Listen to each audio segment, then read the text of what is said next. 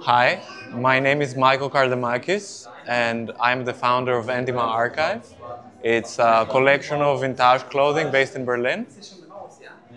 So, how did you start to collect Helmut Lang clothes?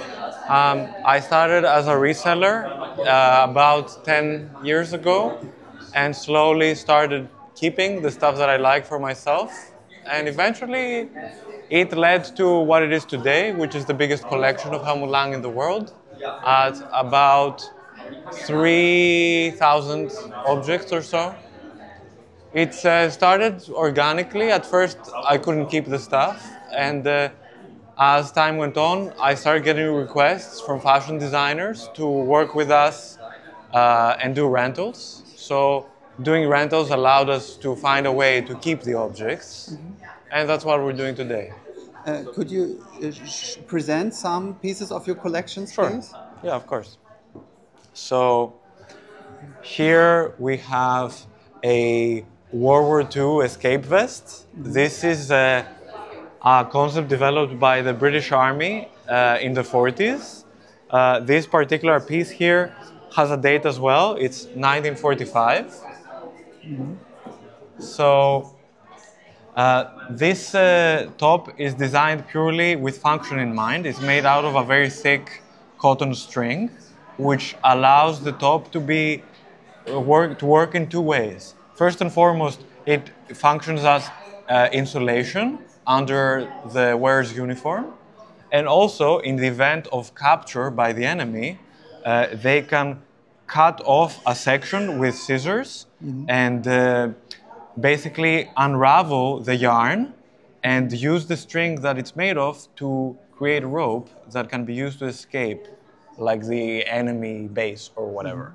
So the way it looks, the way it's like cut also with this taped shoulder is all with the intention of practicality. It's not a fashion garment, but at the same time, it has a lot of fashion potential as a sort of sexy top for men, which is what we also like about it, is that we like the inherent contradictions between function and fashion and things that do something or things that are now decoration, and how these understandings can create very interesting clothing. One of my favorite designers for that is Helmut Lang, of course. Let's go find something over here. Sorry guys, may I grab something? Yeah. Like this is a classic Helmut Lang parka from the late 90s. It's like a sort of military shape that they've just adapted into an all-white cotton. So they basically took a very standard military garment and did something, I would say, that feels really fashionable at the same time, even though all of the details are original for the military garment. You have this very large hood that is designed to fit a helmet with these Velcro panels that move around when you wear the piece. You have this removable lining that's cheap, it's nothing expensive, it's not luxury, but it just feels really cool.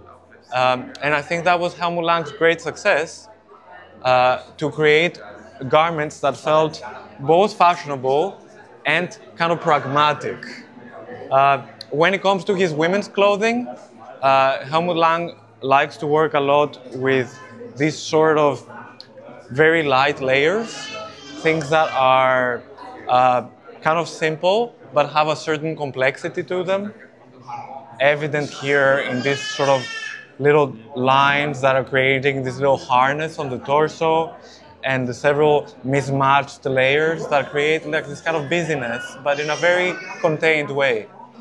So This crêpe de chien? this is organza, and the inner is a poplin made from silk, like a kind of standard weave. Wow, but this is also organza, the pink one. The pink one is also organza, yeah. This is it's the same really fabric. amazing. What I love about this is like it's a very interesting piece that comes from very different points of view. First of all, you have a sports tank top, like a design that's like a simple tank top. And then you have these lower parts at the waist, which are made from the same material. and they're inspired by military coats. I cannot focus it. I try because Yeah, I think maybe you're too close. now Maybe, it's good. Now no? it's good. Now Okay. it's good. So these elements that are attached at the bottom of the top are taken from military coats. Like this orange one there. If you check out there, it has the same panels like hanging down. And it's a detail originally taken for biker coats so that you can secure the garment to your body. But here is just a residue of something, and it creates this kind of unusual point of interest, which is what Helmut Lang also really likes to do. He likes to create simple things that feel unusual. So this is some of the highlights that we're showcasing here today for the Vogue Closet event. And maybe the last one that's worth checking out is this one here, which is a classic example of Helmut Lang using found garments and removing parts from them to create like the skeleton of something. So this is based on a wetsuit like used for like swimming and surfing, that they cut most of the body away. So you just have this main big zipper and sections on the armpits and sides. So it creates this kind of very elaborate thing that actually the result of subtraction and not addition. Wow. Made in Italy. Michael, Julius? Hey. Hi. Sorry guys, I got in the way before we're doing a video. All good, all good. Thanks. Alex. And Alex. Hey Alex, Michael's nice to meet you, founder of Michael. ENDYMA. Yeah. I told you about Julius when we had the Kanzler thing. That he was working with Christopher Bailey at Burberry at the time. Right. So every time he's coming through, I'm trying to... Nice. Do you remember this? Yeah. What years were you working there? It was from 2003 to 2005. Okay. Department. Yeah. In women's wear. Yeah.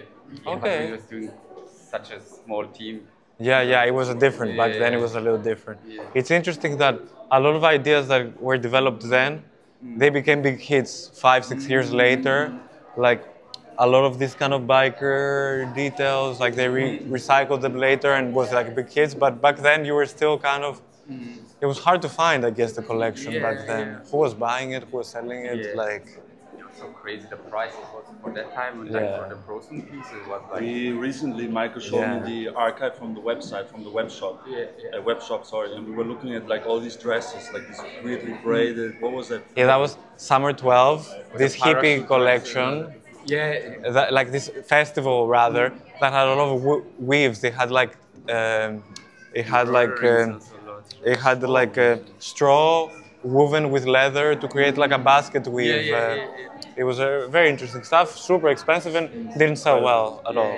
This was the problem. It didn't sell well because this was always what we had the critic, you know, was a crazy runway thing, but also always, you know, you make the money with the UK London line, not the frozen line. Of course. And it took ages until they really got like really, so the people also wanted it because the British clients also didn't understand it. Yeah, but it's not a British heritage because it was too edgy for. Maybe the first ones was very ice creamy, you know, with the stripes. These collections are odd. Oh, it was also okay. I have to say, also very difficult. Not the strongest moment. Like this, they did these seasons that were like almost like Helmut stripes, but like Britpop, like green, pink. They're like, and they're super skinny. I like it. I can appreciate something about everything, but like, okay, not my strongest. Remind me of this